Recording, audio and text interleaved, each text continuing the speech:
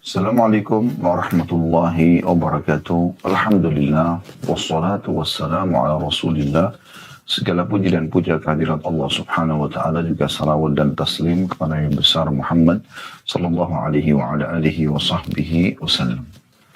Kembali kami menyapa Anda semuanya, saudaraku seiman dari kota Rasulullah sallallahu alaihi wasallam, Al-Madinah Al-Munawwarah. Dan ini hari kelima kami di kota yang mulia ini. Semoga Allah subhanahu wa ta'ala mengikhlaskan niat kami dan seluruh jemaah umrah Uhud Tour, serta secara khusus seluruh jemaah umrah dari Indonesia tercinta, dan secara umum seluruh umat Islam, seluruh jemaah umrah dari seluruh dunia yang sedang datang ke dua kota suci, Madinah dan Mekah. Dan semoga Allah terima ini semua sebagai amal saleh yang sempurna, serta seluruh saudara kami yang masih ada di Indonesia dan seluruh dunia dari kaum muslimin yang belum menginjakkan kaki kedua kota suci ini. Semoga Allah SWT memudahkan Anda satu waktu nanti untuk mengerjakan ibadah yang mulia, tentu juga dengan pahala yang sempurna. Baik saudara muslimin, kita akan membahas di hari Rabu ini Riyadhus Shalihin seperti biasa. Sebelum kami berangkat umroh, biasanya pukul 13.00 waktu Indonesia Barat. Tapi kali ini kita majukan karena kami di sini lepas sholat subuh. Ya, dan ini waktu yang paling tepat, yang tidak bentrok dengan waktu sholat tentunya. Semoga saja teman-teman yang biasa mengikuti bisa meluangkan waktu. Dan kita masih membahas bab yang sama, keutamaan hidup sederhana dan merasa cukup. Hadis yang akan kita bahas pada kesempatan ini yaitu hadis nomor 513. Saya langsung bacakan dari Ibnu Umar radhiyallahu anhu. Beliau berkata, "Kunna julusan ma'a Rasulillah sallallahu alaihi wasallam, idh ja'a rajulun minal ansari fasallama alaihi. Thumma adbara al-ansari, faqala Rasulullah sallallahu alaihi wasallam, ya akhal ansar, kaifa akhi Sa'ad bin Ubadah? Faqala Salih. Faqala Rasulullah SAW, man ya'uduhu minkum? Faqama wa qumna ma'ahu wa nahnu bid'ata asyara. Ma alayna ni'alun wala khifaf, wala qalanis, wala qumusun. Namshi fi tilka sibahi hatta ji'nahu. فاستأخر قومه من حوله حتى دنا رسول الله صلى الله عليه وسلم وأصحابه الذين معه." Hadis ini diriwayatkan oleh Imam Muslim. Artinya, kata Ibnu Umar radhiyallahu anhu, ketika kami sedang duduk-duduk bersama Rasulullah sallallahu alaihi wasallam, tiba-tiba datanglah seorang laki-laki dari kaum Ansar. Dia mengucapkan salam kepada beliau sallallahu alaihi wasallam. Kemudian orang itu pun mau pergi. Maka Rasulullah SAW bertanya, "Wahai saudaraku Ansar," maksudnya dari orang Ansar, "bagaimana kabar saudaraku Sa'ad bin Ubadah?" Maka orang itu menjawab, "Dia baik." Kemudian beliau bertanya lagi, "Siapa di antara kalian yang mau menjenguknya?" Maka beliau lalu berdiri dan kami pun mengikuti beliau. Kami berjumlah belasan orang. Ini kata Abdullah bin Umar ya, radhiyallahu anhu. Kami tidak memakai sandal, sepatu, kopiah, dan kemeja. Kami berjalan di atas tanah yang tandus itu hingga sampai di rumah Sa'ad. Maka keluarganya yang mengelilinginya mundur hingga Rasulullah SAW beserta para sahabatnya menyertainya maju mendekat. Hadis ini diriwayatkan oleh Imam Muslim. Hadis ini teman-teman sekalian, seperti biasa kita akan coba mengorek mutiara-mutiara yang ada di dalamnya.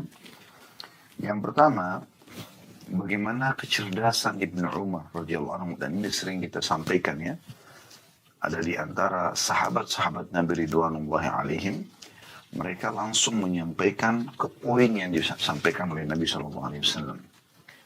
Tapi ada juga di antara mereka menceritakan tentang bagaimana prosesi ya, kejadian pada saat mereka jalan bersama Nabi SAW, ziarah bersama Nabi SAW, berperang bersama Nabi SAW, duduk bersama Nabi SAW, diceritakan semuanya. Dan itu sekali lagi sering kami ulangin ya, mungkin di masa itu mereka tidak membutuhkannya karena yang hadir tahu kejadian itu. Tapi kita yang datang setelah mereka semua ini ridwanullahi alaihim, para sahabat Nabi yang mulia, maka sangat bermanfaat. Ini menambah informasi buat kita. Di sini dalam riwayat kita, bagaimana Ibnu Umar radhiyallahu anhu menceritakan, kunna julusan ma'a Rasulillah sallallahu alaihi wasallam. Satu hari kami pernah duduk-duduk bersama Nabi sallallahu alaihi wasallam. Ilja'a rajulun minal ansari fasallama alaihi. Kemudian datanglah seseorang laki-laki dari Ansar. Dan Ansar istilah untuk dua suku besar di Madinah, Al-Aus dan Khazraj. Dua suku ini terkenal sekali di kota Madinah. Asal mereka dari Yaman, tapi mereka sudah lama meninggali kota atau tinggal di kota Madinah. Dan setelah mereka masuk Islam, karena mereka menyambut kedatangan Nabi SAW di kota Madinah dan kaum muslimin, maka diistilahkan dengan Al-Ansar atau penolong-penolong Nabi. Maka melekatlah istilah itu pada mereka. Dikatakan irja'a rajulun minal ansari wasallam alaihi. Maka datanglah seorang laki-laki dari Ansar dan mengucapkan salam kepadanya. Kemungkinan besar di sini Abdullah bin Umar radhiyallahu anhu mungkin belum mengenal nama seorang ini yang datang mengucapkan salam, karena di sini beliau tidak sebutkan namanya. Kemudian orang Ansar itu hanya datang ingin salaman dengan Nabi, yang mengucapkan salam. Thumma adbara al-Ansari. Kemudian orang Ansar itu ingin pamit pergi. Kemudian Nabi SAW mengatakan, ya akhal Ansar, wahai saudaraku dari Ansar. Dan ini termasuk ya, sopan santunnya Nabi SAW memanggil semua muslim dengan saudara. Ya. Kaifa akhi Sa'ad bin Ubadah? Maka Nabi SAW mengatakan, bagaimana dengan saudaraku? Ya, sekali lagi, Nabi SAW menggunakan istilah ini. Ya. Sa'ad bin Ubadah adalah pimpinan ya, suku Khazraj. Ya. Dan pada saat itu beliau lagi sakit. Dan Sa'ad bin Ubadah adalah salah satu sahabat yang sangat terkenal, memiliki kedudukan di sisi Nabi SAW, dan orang yang sangat dermawan. Faqala salih. Maka orang itu pun mengatakan baik. Makna salih di sini adalah baik. Ya. Bukan salih yang dimaksudkan adalah salih dalam beribadah. Karena itu sudah jelas Sa'ad adalah seorang yang salih. Tapi di sini pertanyaan Nabi SAW sedang tertuju kepada bagaimana keadaan dia karena dia sedang sakit. Maka jawabannya, sekarang kondisinya sudah baik. Maka Nabi SAW pun memanggil para sahabat di sekitarnya, siapa yang ingin ikut bersamaku untuk menjenguk Sa'ad, maka berdirilah belasan orang sahabat, lalu diceritakanlah yang ingin dimasukkan dalam saksi bahasan bab kita ini.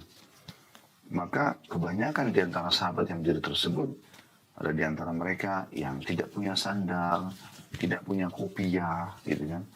Ada yang mungkin tidak punya kemeja, dia istilahkan kemeja itu maksudnya terjemahan ini, sebenarnya baju bagian atas, karena kita sudah jelaskan di hadis sebelumnya, kalau di zaman itu mereka menggunakan satu lembar kain di atas dan satu lembar kain di bawah, seperti mirip kain ihram, ya.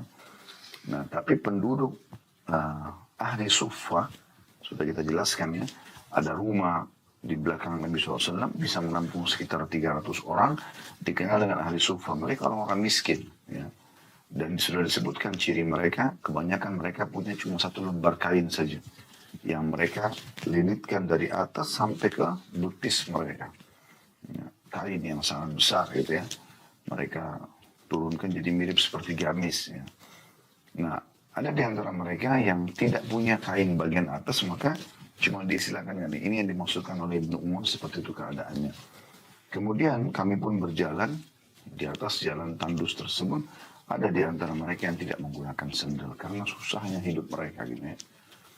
Maka setelah itu tibalah di rumah Sa'ad, kemudian keluarga Sa'ad yang ada di sekitar Sa'ad minggir dan memberikan kesempatan Nabi SAW untuk menjenguk Sa'ad. Jadi kurang lebih mutiara yang pertama yang bisa kita ambil tentang bagaimana kecerdasan Abdullah bin Umar radhiyallahu anhu dalam menceritakan kisah ini sehingga kita seakan-akan hadir pada saat itu. Pelajaran yang kedua yang bisa kita ambil dari hadis ini adalah pentingnya seorang muslim menghormati saudaranya muslim yang lain. Bagaimanapun keadaan dia. Apakah dia itu sudah paham agama, belum paham agama, ya. Semua butuh untuk dihormati. Ya. Penghormatan ini tidak boleh berlebihan. Tapi sebutkan kata saudaraku. Di sini Nabi SAW menyebutkan, padahal posisi beliau seorang Nabi. Beliau masih menyebutkan orang Ansar ini, ya, Abdullah bin Umar mengatakan telah datang seorang dari Ansar. Nabi SAW mengatakan, ya akh Ansar, wahai saudaraku dari Ansar. Ya. Nabi SAW kan datang dari kota Mekah. Ansar penduduk Madinah. Tapi bagaimana di sini penyapaan ini sangat luar biasa. Artinya menandakan memang ukhuwah Islamiyah, persaudaraan dalam Islam harus didahulukan dari segala hal. Banyak orang subhanallah karena dianggap ini beda ormas, beda pesantren, beda lembaga, ya, bahkan kadang-kadang beda pemahaman mungkin ya. Yang tentu kita tidak melihat ini pemahaman yang jauh sekali dari agama ya. Tapi mereka tidak mau mengucapkan salah. Bahkan kepada ahli maksiat saja teman-teman sekalian, kita harusnya tetap memberikan hak dia, hak ukhuwahnya, persaudaraannya. Kalau Anda selalu berwajah cemberut, selalu memandang sinis orang-orang yang beda ormas sama Anda, lembaga sama Anda, ya, atau mungkin jenjang sosial, ekonomi, ya, jabatan, segala macam, maka Anda akan sangat eksklusif. Sementara Nabi SAW bergaul dengan semua orang. Orang kaya sahabat, orang miskin sahabat, orang yang sangat patuh di antara mereka. Ada juga di antara mereka yang masih melakukan kemaksiatan. Ada sahabat-sahabat yang datang melapor kepada Nabi dia berzina. Ya. Ada yang pernah mencium wanita di pinggir kota Madinah. Ada yang sempat tidak mengikuti jihad, karena diwajibkan pada saat perang Tabuk misalnya. Dan beberapa kasus-kasus yang lain. Tapi Nabi SAW tetap bermuamalah dengan cara yang baik. Dan ini penting sekali. Bermula dari orang-orang terdekat Anda. Misalnya suami istri, selalu santun dan baik. Hormati suami wahai para muslimah. Dengan santun, dengan ramah. Bagaimanapun keadaan dia. Semoga saja dengan kelemah lembutan Anda itu melunakkan hatinya. Dia bisa jadi lebih baik atau meninggalkan kesalahannya atau menyempurnakan kekurangannya. Demikian juga dengan laki-laki sebagai suami. Bagaimanapun keadaan istrinya, dia coba ya merangkulnya, memberikan saran. Kecuali tadi saya bilang pelanggaran agama sudah sangat jauh. Maksudnya sudah berulang kali dinasihatin, gak mau dengar, gak mau sholat, suka mencuri, suka main dukun, udah nasihatin, nggak mau dengar gitu. Maka ini memang sebaiknya kita menjaga jarak, tapi tidak memutus ukhuwah. Ya.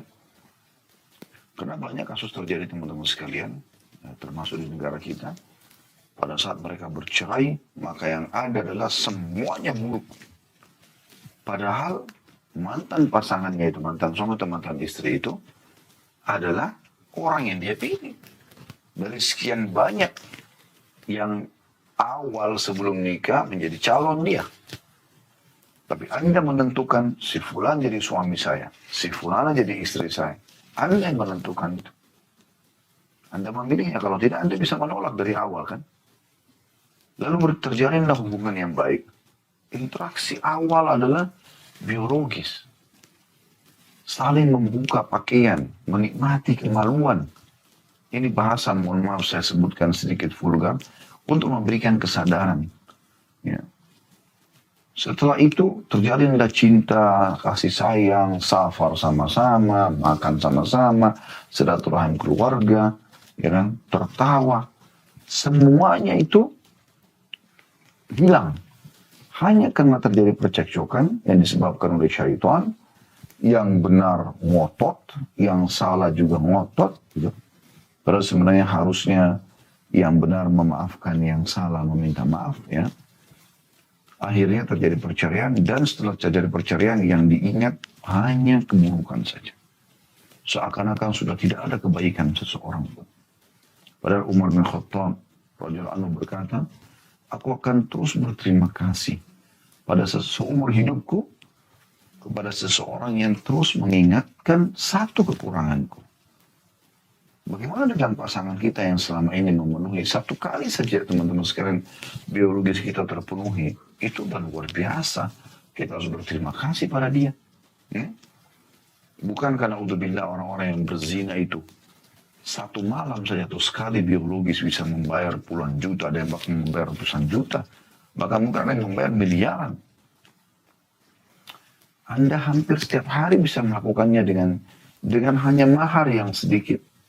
Hanya dengan pernikahan yang sangat mudah. Dalam agama Islam sangat mudah pernikahan. Anda juga para wanita menikmati suami Anda. Terus tiba-tiba semuanya buruk.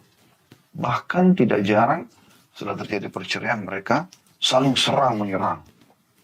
Ya, dan tidak jarang sampai terjadi kriminal yang besar. Na'udzubillah. Nah ini poin termasuk rentetan dalam masalah itu. Juga dalam pendidikan anak. Orang-orang terdekat Anda. Didik mereka itu tidak paham. Jangan Anda sebagai orang tua menganggap anak Anda paham seperti Anda paham. Tidak. Dan memang sudah sering terjadi, teman-teman sekalian, karena mereka lagi tahap belajar, terulanglah kesalahan-kesalahan. Itu normal. Saya sering lihat di antara anak-anak kami yang Allah amanahkan. Semoga Allah jaga mereka di atas ketaatan insya Allah sampai meninggal dunia kepada Allah subhanahu wa ta'ala. Taat kepada Allah subhanahu wa ta'ala. Allahumma amin. Jadi sering kali terulang kesalahan.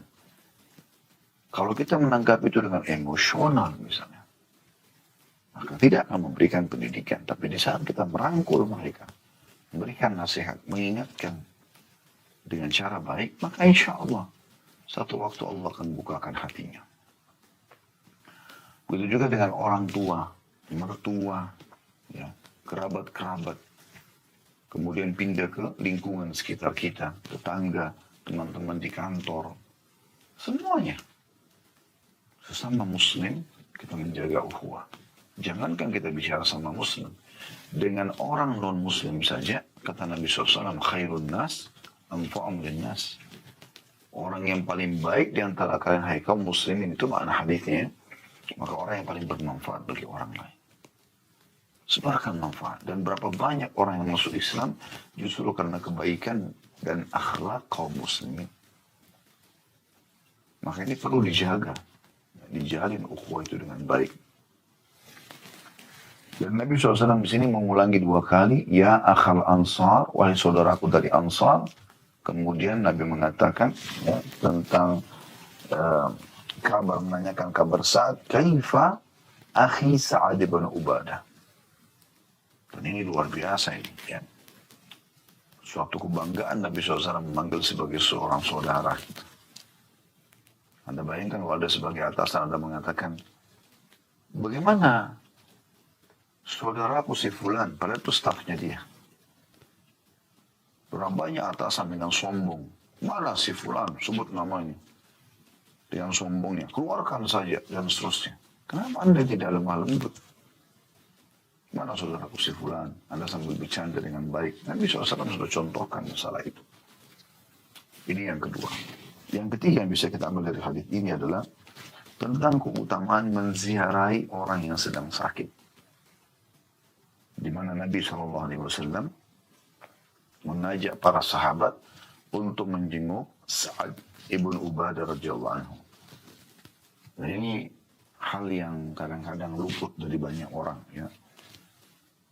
salah satu ibadah yang sangat besar keutamaannya adalah kita menjenguk orang yang sakit. Banyak sekali hadis menyebutkan tentang keutamanya, di antaranya adalah sabda Nabi SAW yang terjemahannya kurang lebih, siapa yang menjenguk saudara yang sedang sakit, maka mulai dia keluar sampai dia meninggalkan saudara yang sedang dijenguk itu, maka seakan-akan dia sedang berjalan di taman-taman surga dan memetik buah-buahnya.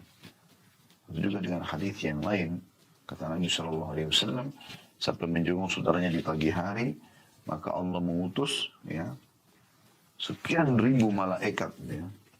Dalam hadis itu disebutkan untuk memohon ampun dan rahmat Allah ya, untuk dia tentunya.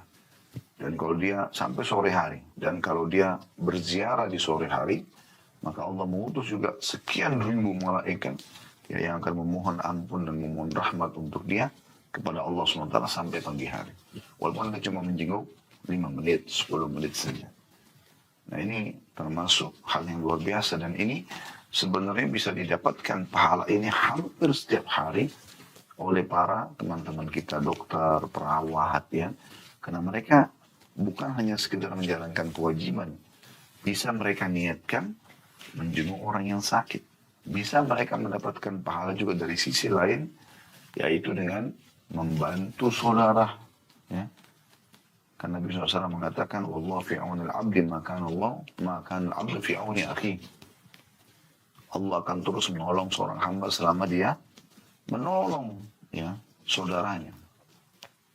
Maka banyak pintu-pintu pahala yang bisa didapatkan sebenarnya dalam kegiatan kita dalam keseharian ya. Kalau kita tidak mampu pun mendatangi mungkin karena COVID misalnya, kita bisa sebutkan melalui WA misalnya atau telepon ya, sambil mendoakan, maka ini juga termasuk insya Allah pahalanya ada ya. Kemudian yang keempat yang bisa kita ambil adalah bagaimana keadaan sebagian sahabat, tidak semuanya, di mana mereka di sini digambarkan keadaannya sangat miskin ya. Dan mereka dibantu oleh sahabat-sahabat Nabi yang lain, karena memang Allah Subhanahu wa Ta'ala menakdirkan kondisi mereka seperti itu. Jadi memang dalam kehidupan kita ini teman-teman, ada yang Allah luaskan rezekinya, hartanya sangat luas menjadi kaya raya. Ada orang yang menengah, ada orang yang di bawah, dan ada orang yang sangat miskin. Dengan adanya jenjang ini, maka yang miskin bisa bersabar, yang kaya bisa mendapatkan pahala dengan membantu saudaranya. Ya, seperti itu kurang lebih. Dan memang sudah menjadi sunnatullah, ada cara atau ada jenjang kehidupan seperti ini. Dan bagi Anda yang sedang Allah Subhanahu wa Ta'ala uji dengan kemiskinan, Anda jangan merasa putus asa. Ya, Anda bersangka baik kepada Allah Subhanahu wa Ta'ala. Mungkin ini yang terbaik. Dalam sebuah hadis kata Nabi SAW, Allah berfirman kepada para malaikat, lapangkan rezekinya hambaku si fulan, karena kalau kau lapangkan dia makin dekat kepadaku. Dan tahan, ya, kurangi, sempitkan rezeki si fulan. Maksudnya berikan dia secukupnya, gitu ya. Karena kalau kau luaskan justru dia kufur kepadaku. Atau kama qala Nabi SAW. Jadi makna hadis ini sebenarnya Allah lebih tahu. Kalau Anda bersangka baik, maka Anda mungkin ya akan tenang dalam melalui kehidupan Anda sehari-hari. Walaupun sangat terbuka Anda untuk ikhtiar, ya. Terus ikhtiar, mencari pintu-pintu rezeki, ya. Intinya teman-teman sekalian, beginilah kehidupan dunia, dan Allah Subhanahu wa Ta'ala melihat kepada hati kita dan amal kita, dan bukan melihat ke fisik dan harta kita. Kata Nabi SAW, "Inna Allah la yanzuru ila ajsamikum wala amwalikum." Allah tidak pernah melihat kepada jasad dan juga harta kalian. Walakin yanzuru ila qulubikum wa amalikum. Tapi Allah melihat kepada hati dan juga amal-amal kalian. Itu yang akan dinilai oleh Allah Subhanahu wa Ta'ala. Ini kurang lebih yang bisa kita ambil dari hadis 513.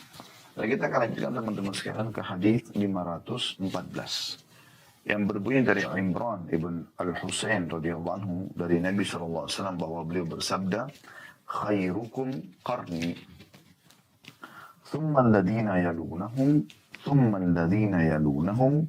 Qala Imran, فما أدري قال النبي صلى الله عليه وسلم مرتين أو ثلاثا ثم يكون بعدهم قوم يشهدون ولا يستشهدون ويخونون ولا يؤتمنون وينذرون ولا يوفون ويظهر فيهم السمن.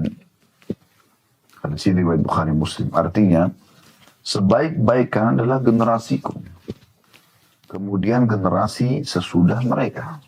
Kemudian generasi sesudah mereka. Nabi, saya di sini para sahabat. Kemudian generasi sesudahnya adalah tabi'in. Dan generasi sesudahnya adalah tabi'in. Imran, perawi hadis mengatakan, saya tidak tahu apakah Nabi SAW mengatakan 2 kali atau 3 kali. Jadi ulangi ini. Kemudian setelah mereka akan muncul satu kaum, kata Nabi SAW, yang bersaksi tanpa diminta untuk bersaksi, berkhianat dan tidak bisa diberi amanah, bernazar dan tidak menepati, dan kegemukan terlihat pada mereka. Hari ini teman-teman sekalian kita coba korek lagi mutiaranya. Semoga Allah SWT mudahkan kita mendapatkan ilmu bermanfaat dan diikhlaskan niat. Amin. Golongan pertama dari hadis atau mutiara pertama adalah bagaimana Nabi SAW memuji generasi sahabat. Beliau mengatakan khairukum qarni. Orang dan generasi yang terbaik yang terkait kaum muslimin adalah generasiku. Sahabat-sahabat Nabi. Mereka punya kedudukan yang sangat mulia. Ya. Allah Subhanahu wa Ta'ala telah memilih mereka menjadi sahabat-sahabat Rasulullah SAW. Ini gak mudah teman-teman sekalian. Apalagi di fase Mekah. Sekarang Anda menjadi Muslim, mudah sekali. Mungkin Anda lahir dalam keadaan Islam, apalagi kita di Indonesia, Masya Allah, mayoritas Muslim, lingkungan kita banyak masjid, banyak ustadz, banyak kiai, banyak pengajar-pengajar agama ya. Banyak buku-buku agama tersebar sana-sini. Dengan mudah Anda berpuasa Ramadan, alokasikan zakat, Anda mau haji dan umroh, zikir, doa, Anda seleluasa mengerjakan ibadah kepada Allah Subhanahu wa Ta'ala.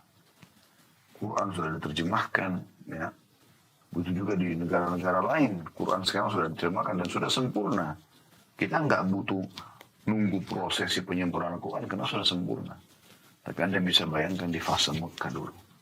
Bagaimana kehidupan Abu Bakar radhiyallahu anhu, Umar radhiyallahu anhu, Utsman radhiyallahu anhu, Ali radhiyallahu anhu, ya, Talha, Zubair, Abdurrahman bin Auf, ya, Sa'ad bin Abi Waqqas, Sa'id bin Zaid, ya, Abu Ubaid, kemudian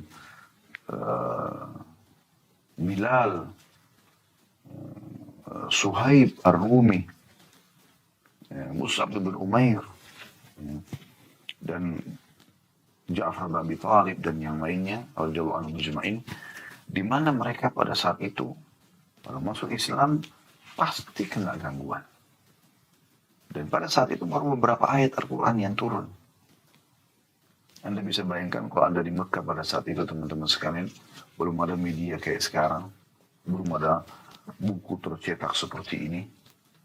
Yang ada seseorang di kota Mekah itu tidak bisa baca, tidak bisa nulis. Nabiyyin ummi kata Allah Subhanahu wa Ta'ala. Mengaku Nabi yang beriman dan taat masuk surga. Yang durhaka masuk neraka. Coba Anda bayangkan. Kira-kira pada saat Anda ikut hidup di masa fase itu, Anda akan menjadi Abu Bakar atau akan menjadi Abu Jahal? Saya sering merenungi masalah ini. Bagaimana kedudukan para sahabat luar biasa. Di masa sekarang saja, kita kadang-kadang masih malas mengerjakan agama ini. Bagaimana kalau kita menjadi lahir di generasi itu? Jadi Allah Subhanahu wa Ta'ala memilih mereka. Makanya Nabi SAW sangat melarang untuk mencaci maki sahabat. La tasubbu ashabi. Jangan pernah kalian caci maki para sahabatku. Kalau seandainya seseorang dari kalian bersedekah seperti gunung Uhud, emas semuanya, tidak akan bisa mencapai ya segenggam sedekah mereka. Mereka punya kedudukan yang luar biasa. Ya.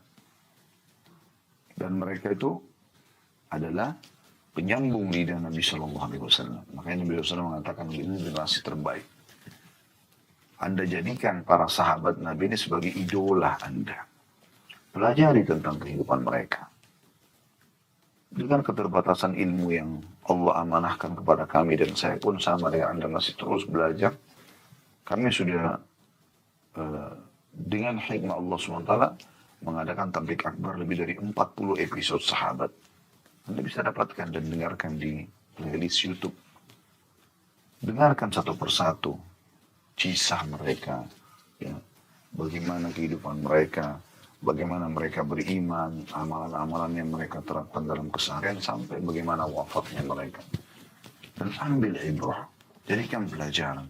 Namakan nama diri Anda, nama anak Anda dengan nama para sahabat tersebut.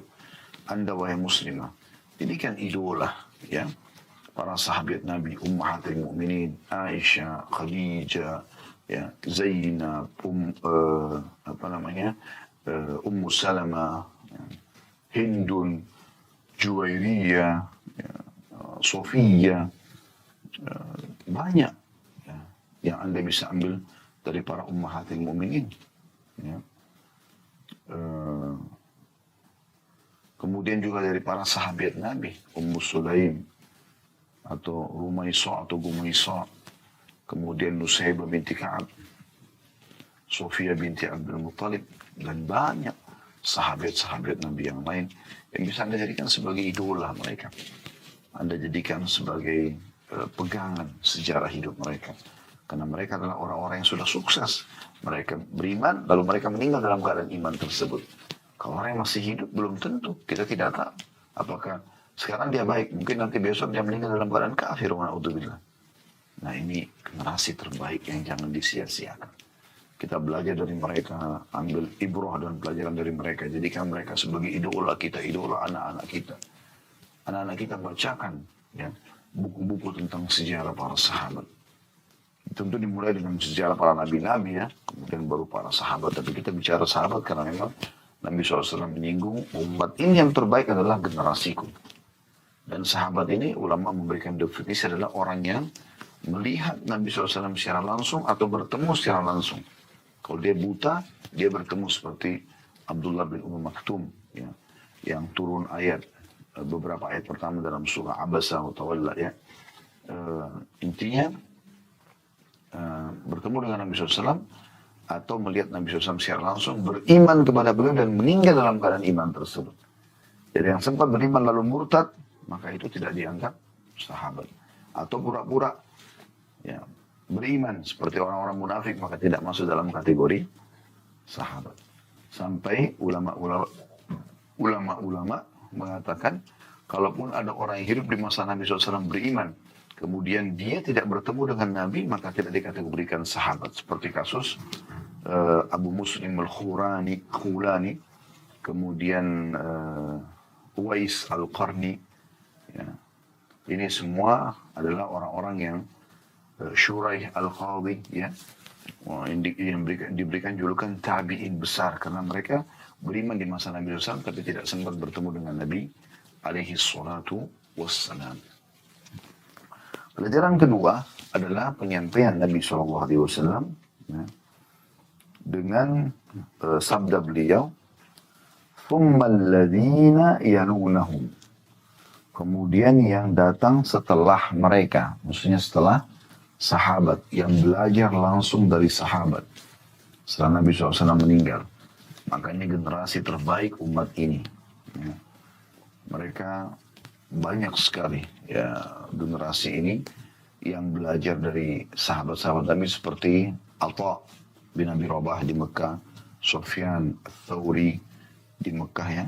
Kemudian ada di wilayah Irak cukup banyak, Atha al-Khurasani, banyak sekali generasi-generasi ini, Abdullah bin Mubarak, Fudhal bin Iyad, mereka Sa'id bin Musayyib, dan banyak yang lainnya. Ya, yang memang mereka generasi-generasi terbaik dan sering dinukil kisah-kisah mereka, bagaimana mereka memiliki ilmu yang luas, ya, amal soleh yang banyak yang bisa jadi contoh, ya. Kemudian pelajaran yang ketiga adalah Kata Nabi SAW, ثُمَّ الَّذِينَ يَلُونَهُ.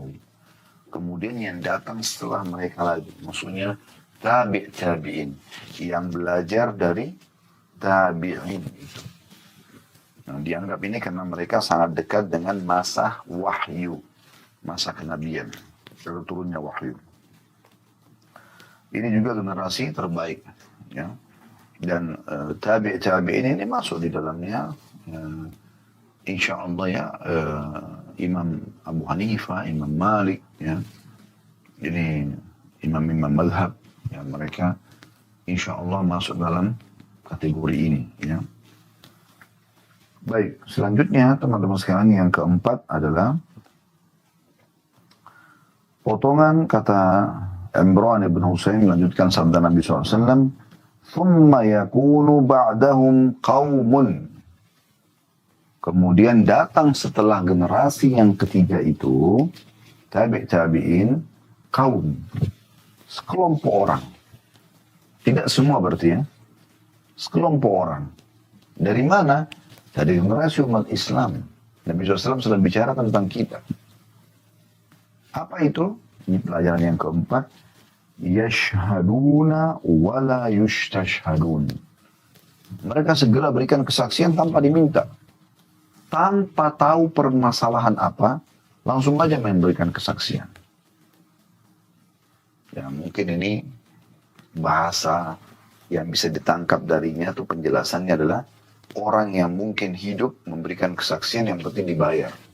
Banyak contohnya, misal contoh, saya temukan kasus-kasus di pengadilan-pengadilan, ya, itu mereka ada yang siap untuk menjadi saksi, yang penting dibayar.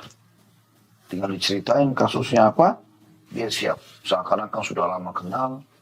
Nah, di pengadilan-pengadilan kita juga ada, ya. Yang penting mereka dibayar duit. Yang penting suami istri bercerai. Yang penting harta itu bisa didapatkan. Ini karena mereka dibayar. Mereka nggak tahu permasalahan sebenarnya. Mereka nggak hadir di permasalahan itu. Jadi dalam Islam yang benar adalah kalau Anda diminta menjadi saksi, Anda harus pastikan diri Anda memang tahu nggak permasalahan itu. Hadir nggak? Mengerti nggak? Ini hati-hati bagi teman-teman lawyer, pengacara. Harus betul-betul hati-hati dalam masalah-masalah seperti ini. Jangan hanya karena Anda untuk mendapatkan manfaat duniawi, lalu Anda mempertaruhkan. Yang penting klien saya harus menang, walaupun salah. Tidak, saudara. Ini tidak boleh.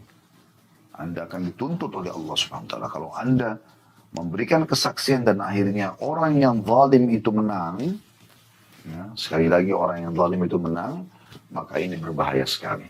Anda pertama sudah mendukung kezaliman, ya, dosa. Yang kedua, Anda akan memberikan kepada dia yang bukan haknya, misalnya dia dapat harta. Yang ketiga, ini jadi uang haram ya. Yang ketiga, orang yang sedang diambil haknya, hartanya misalnya, atau haknya itu tercuri atau ya tertipu di situ ya, maka Anda juga punya andil dosa di situ. Yang keempat, Anda punya pasti rekayasa, menyusun kosakata lah, menyusun rekayasa cerita lah, apalah segala macam. Dan yang kelima, memberikan kesaksian palsu. Ini bahaya sekali. Ya. Jadi harus hati-hati teman-teman. Ingat, hidup kita di dunia aja sebentar. Kita akan lalui semua ini. Jangan siapkan musuh dan dosa yang kita bawa pada hari kiamat. Berat. Satu dosa saya sudah cukup memberatkan kita bertanggungjawabkan depan Allah SWT pada hari kiamat. Maka jangan bawa dosa-dosa ini. Ada orang setiap hari buat masalah sama orang lain. Setiap hari dia mencari kekurangan orang lain. Akhi dan ukhti, muslim. Kalau seandainya saudara muslim punya kekurangan, pemahaman yang salah, luruskan, berikan masukan. Gitu. Doakan. Bukan malah dijelek-jelekin, bukan malah dijatuhkan. Kenapa harus kita hidupkan bisikan-bisikan syaitan untuk saling memusuhi satu sama yang lain? Pelajaran yang kelima dari hadis adalah kata Nabi SAW, wa yakhununa wa la yu'tamanun. Mereka berkhianat, kata Nabi, dan tidak bisa diberi amanah.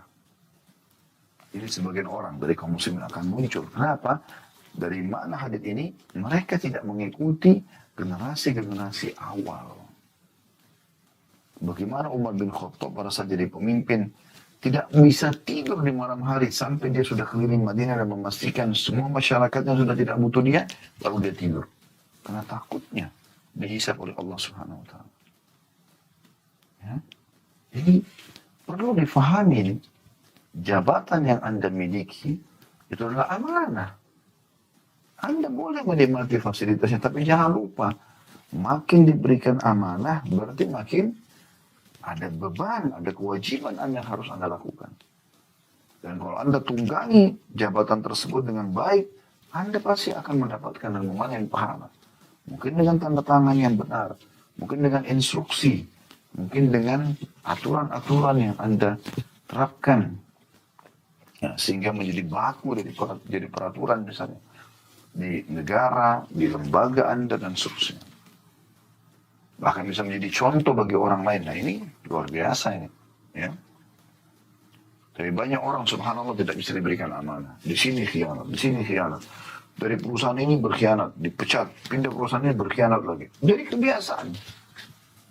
Menjadi istri atau suami berkhianat, cerai lagi, nikah lagi, khianat lagi, khianat lagi. Kenapa ini?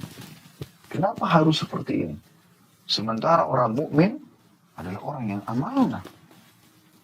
Kalau ada teman Anda mengatakan, saya akan cerita ya, tapi jangan ceritakan ke orang lain. Kalau Anda mengatakan, baiklah, hati-hati, amanah. Nggak boleh Anda ceritakan ke orang lain. Ada si fulan, dia bilang sih, jangan cerita orang lain, tapi saya cerita sama kamu, jangan kamu cerita lagi. Ini berarti khianat. Jangan Anda ceritakan. Kecuali dalam satu keadaan, kalau misalnya apa yang disampaikan itu adalah kemungkaran yang bisa bermudarat bagi orang lain. Misalnya, dia menyampaikan dia akan merampok rumah seseorang, dia akan memerkosa, dia akan membunuh. Di sini Anda tidak boleh menjaga perkataan itu. Anda nasihati dia, kalau tetap mau kerjakan, laporkan dia. Ya, karena ini kemungkaran, tidak boleh, gitu kan? Tapi kalau dia cerita tentang masalah dia pribadi, ya, masalah rumah tangganya, masalah anaknya, masalah pekerjaannya, Anda dianggap orang yang bisa dipercaya, sehingga dia cerita, maka aman. Gitu ya. Beda kasus kalau misalnya Anda sebagai seorang istri, teman Anda menyampaikan permasalahannya. Anda menganggap suami Anda seorang ustadz, kiai, bijaksana. Anda mau tanya kepada dia itu beda. Karena Anda tanya hukum di sini. Bukan sengaja menceritakan aib. Nah, ini amanah. Anda teman-teman yang bekerja di kantor, amanah semua itu. Pulpen di kantor, kertas di kantor. Amanah semua itu. Ya, amanah. Di rumah tangga kita melalui rumah tangga, jadi suami amanah, jadi istri amanah, jadi anak amanah, jadi orang tua amanah. Jadi anak mantu amanah. Jadi mertua amanah. Amanah semua itu. Ya. Harus jaga Anda hak-hak yang sudah Allah bebankan. Juga dengan di perusahaan. Amanah semua itu. Jangankan dari perusahaan Anda banyak pulpen, bawa pulang bagi-bagiin ponakan. Kenapa di kantor banyak? Itu di kantor bukan untuk bagi-bagiin ponakan. Itu memang untuk Anda pakai kerja di kantor. Gak boleh. Kertas sembarangan dipakai. Padahal sebenarnya pemilik perusahaan mungkin menyiapkan kertas itu untuk pekerjaan. Kecuali Anda minta keridoannya itu lain. Ada Masya Allah beberapa orang ikhwah di kantor sampai urusan dia pribadi dia izin sama saya. Dia mengatakan, Ustaz bisa nggak saya print? Oh iya silahkan. Kan jadi halal. Hanya dengan begitu saja. Daripada Anda main kucing-kucingan di belakang. Ya? Nggak boleh ini. Ini amanah. Ya. Banyak sekali contoh-contoh berhubungan dengan masalah amanah ini. Ya.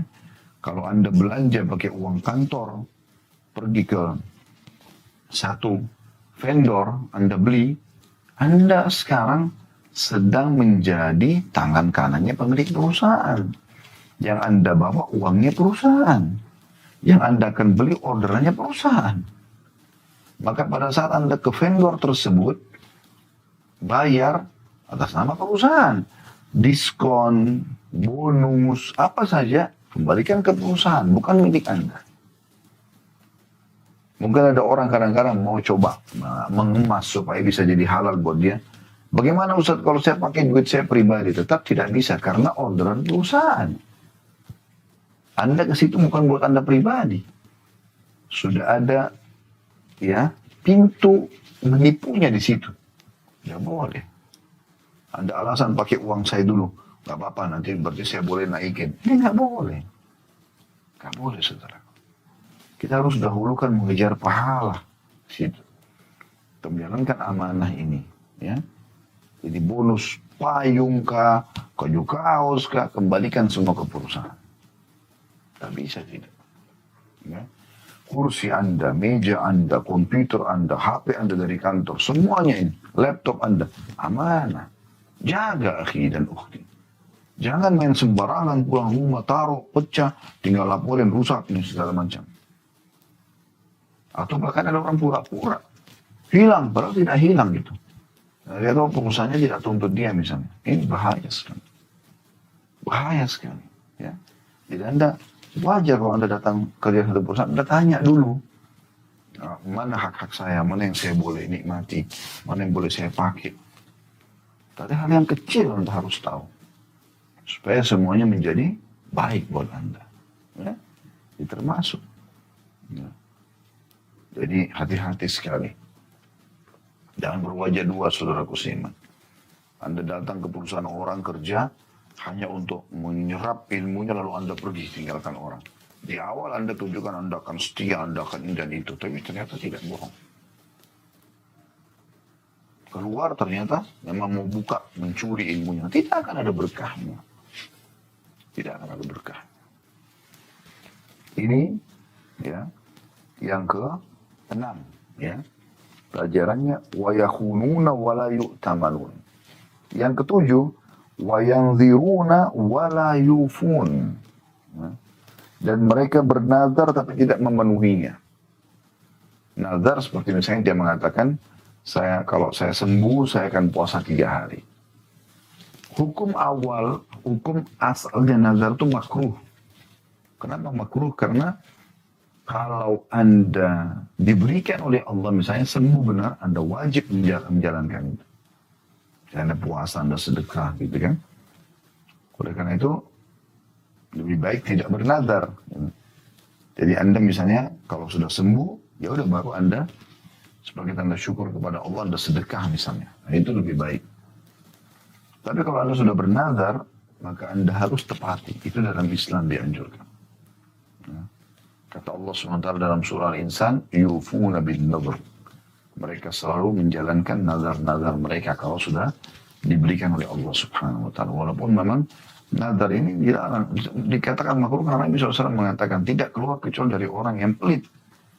Jadi artinya kalau Anda tidak sembuh penyakit, Anda tidak puasa, Anda tidak sedekah. Ya.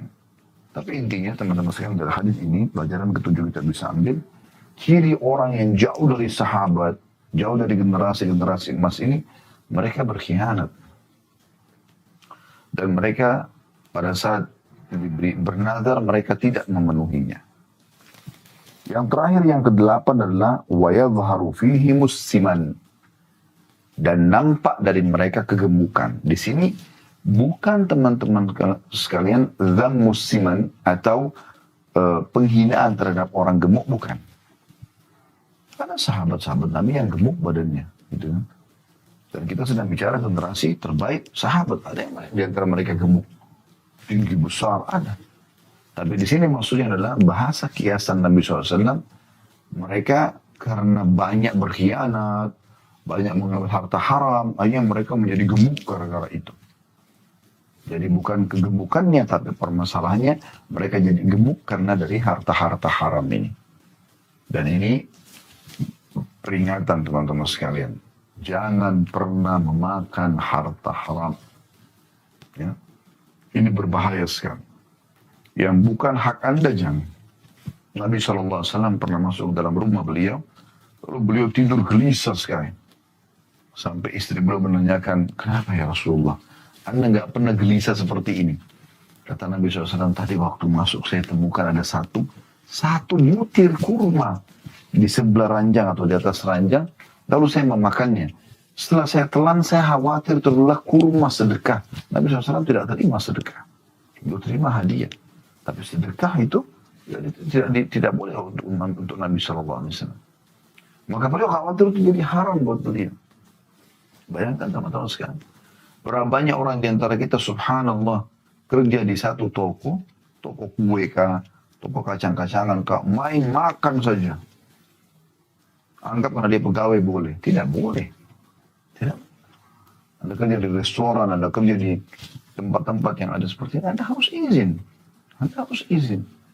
Nggak boleh, akhi dan ukhti, memasukkan makanan haram dalam tubuh kita. Ini nggak boleh. Ya. Akhirnya hanya akan menjadi penyakit. Izin, minta. Kenapa nggak minta keridoannya? Itu kan jauh lebih baik. Insya Allah, selama Anda izin baik-baik, Allah pun akan melunakkan pemilik. Gitu kan? Yang penting juga yang masuk akal yang Anda minta. Gitu. Ada orang juga kadang-kadang tidak tahu diri gitu. Mungkin orang baru beli mobil langsung diminta mobilnya. Kan tidak mungkin. Begitu tidak dikasih, oh berarti pelit. Ya nggak bisa dong. Ya. Yang masuk akal juga. Artinya kalau Anda sedang bekerja, Anda mau makan sesuatu, izin. Ya. Insya Allah akan diberi. Dengan izin Allah SWT akan diberi. Jadi yang dimaksud adalah kegemukan yang disebabkan karena pendapatan yang haram. Ya, pendapatan yang haram. Dan ini sangat dihindari oleh para sahabat Nabi Ridwanullahi alaihim. Kemudian kita tutup teman-teman sekalian dengan hadis yang 515 yang berbunyi dari Abu Umamah radhiyallahu anhu. Beliau berkata, Rasulullah SAW bersabda, Ya ibna Adam, innaka an tabdhulal fadla khairun laka, wa an tumsikahu syarrun laka, wa la tulamu ala kafafin, wabda biman ta'ul. Artinya, wahai anak Adam, sesungguhnya apabila engkau mendermakan kelebihan hartamu, maka itu lebih baik bagimu. Dan apabila engkau menahannya, maka itu buruk bagimu. Dan engkau tidak dicelah atas batas kecukupan. Dan mulailah dengan orang yang menjadi tanggunganmu. Hadis ini, hadis yang hasan sahih, diriwayatkan oleh Tirmidzi. Baik, kita langsung saja ke poinnya teman-teman sekalian. Faedah pertama dari hadis Nabi SAW, dan kita akan ambil ada 4 di sini wasiat Nabi SAW, yaitu potongan hadis, Ya bena Adam, an tabdhulal fadla khairun laka. Wahai anak Adam, engkau menyedekahkan kelebihan hartamu jauh lebih baik. Perhatikan, ada 2 di sini yang faedah bisa kita ambil lagi ya. Kata Nabi SAW, wa an tabdhulal fadl. Ada kata fadl. Engkau mengeluarkan kelebihan hartamu. Maksudnya engkau sedekahkan di luar sana yang merupakan kelebihan harta. Supaya kita tidak perlu memaksakan diri. Dan maknanya adalah akan sejalan dengan potongan hadis yang terakhir. Wabda biman ta'ul. Dan mulailah dengan orang terdekat. Maksudnya, keluarkan dulu kebutuhan dasarmu, istri, anakmu, segala macam. Ada lebih, sedekahkan.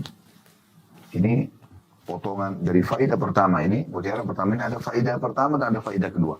Faedah pertama adalah potongan al-fadl. Faedah yang kedua dari mutiara yang pertama ini adalah anjuran untuk bersedekah. Dan di sini ada potongan hadis khairun laka. Jauh lebih baik bagimu. Maksudnya baik di dunia, baik di akhirat. Di dunia, orang yang dermawan teman-teman disukai oleh orang-orang. Anda mungkin ada di lingkungan sekitar lingkungan Anda yang orang Masya Allah suka berbagi makanan, suka berbagi pakaian, suka berbagi uang. Orang semuanya suka gitu. Ya. Orang dermawan. Datang ke satu tempat parkiran, kasih uang yang banyak. Orang yang Masya Allah. Dan kita temukan orang seperti ini rezekinya tidak putus-putus. Kami temukan subhanallah di antara jemaah-jemaah umrah dan jemaah haji kami yang Masya Allah royal, membeli hadiah ini, membeli hadiah itu. Masya Allah, memang orang-orang yang terbuka rezekinya gitu.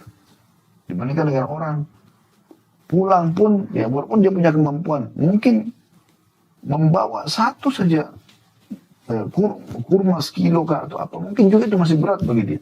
Subhanallah, gitu. Kenapa tidak berbagi? Bukan kata Nabi SAW, tahadu, tahabu, saling memberikan hadiah karena akan saling mencintai. Betapa gembiranya keluarga kita pada saat kita bawain sesuatu dia. Gitu.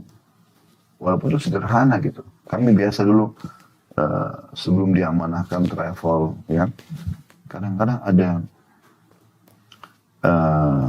apa namanya keluarga yang datang pulang umroh, pulang haji, bawa walaupun cuma dikasih coklat satu kecil, merasa bahagia sekali. Itu karena kedermawanan orang. Jadi orang yang dermawan itu disukai. Dan biasanya orang yang sudah dermawan ini, teman-teman sekalian, terbuka semua pintu-pintu kebaikan. Murah senyum, ya, mudah memaafkan. Itu semua karena kedermawanan dia. Karena hatinya sudah baik. Hatinya sudah baik. Coba resep ini. Rutin bersedekah. Keluarkan semampu Anda. Uwais Al-Qarni rahimahullah, seorang ulama tabi'in yang masyhur, boleh miskin, tapi beliau kalau kadang-kadang mencari makanan yang sisa orang punya. Kalau beliau temukan, beliau bersihkan, ya beliau panasin lagi, beliau bagi kepada orang miskin yang lain. Padahal beliau miskin. Saking sukanya dengan bersedekah ini. Dan ingat, kami pernah sampaikan ya, statement seorang ulama yang mengatakan, dermawan itu adalah pohon di surga. Ranting-rantingnya ada di bumi ini. Siapa yang bergelantung pada ranting-rantingnya, maka akan membawanya ke sana. Bakhil adalah pohon di neraka, ranting-rantingnya di bumi ini, di dunia ini. Siapa yang berpegang pada ranting tersebut, maka dia akan dibawa ke neraka. Potongan yang kedua, dan ini tentu kita perlu juga hubungkan dengan hadis Bukhari ya, yang kata Nabi SAW setiap pagi, di pagi hari, seperti kita sekarang di waktu pagi begini, ada Allah turunkan dua malaikat, yang satu mengatakan lapangkan rezeki orang yang bersedekah, yang satu mengatakan binasakan orang yang bakhil. Ya. Kata Ibnu Hajar rahimahullah, binasakan dirinya dan hartanya. Kemudian pelajaran yang kedua, atau mutiara kedua dari hadis ini adalah wa antum sikahu syarrun laka. Dan engkau menahan hartamu itu tidak mau sedekah justru buruk buat kamu. Itu sudah sering kami sampaikan teman-teman sekalian. Beda sekali konsep kita umat Islam sama kapitalis. Islam sedekah, pangkal kaya. Kapitalis, nabung, pangkal kaya. Nggak bakal pernah ketemu sampai hari kiamat. Satu royal, satu pelit. Itu nggak mungkin. Ya, sulit sekali ini bertemu. Kita disuruh berbagi dalam Islam. Makin besar Anda keluarkan, makin besar juga respon yang datang dari Allah Subhanahu wa Ta'ala. Makin terbuka keran-keran rezeki Anda. Makin Anda perhitungan, maka juga makin sempit rezeki Anda. Coba resep ini, sedekah. Dan coba bersedekah dengan sesuatu yang terbaik yang Anda miliki. Allah pun akan memberikan yang terbaik. Jangan bakhil. Bakhil ini, pelit, ya teman-teman sekalian, dimasukkan dalam kategori dosa besar oleh Imam Al-Ghazali rahimahullah. Dan beberapa ulama yang menyusun buku tentang dosa besar. Yang ketiga, wala tulamu ala kafafin. Dan engkau tidak dicelah atas batas kecukupan. Maksudnya, kalau engkau selalu memenuhi kebutuhanmu saja, maka engkau akan aman. Ini wasiat Nabi SAW. Jadi, kejar kebutuhan. Bukan keinginan. Karena kalau keinginan tidak akan pernah selesai. Maksud dalam hadis Nabi SAW yang lain, ya, anak Adam tidak akan pernah puas dengan keinginannya sampai tanah kuburan masuk ke mulutnya. Tanah kuburan masuk ke mulutnya. Kalau keinginan.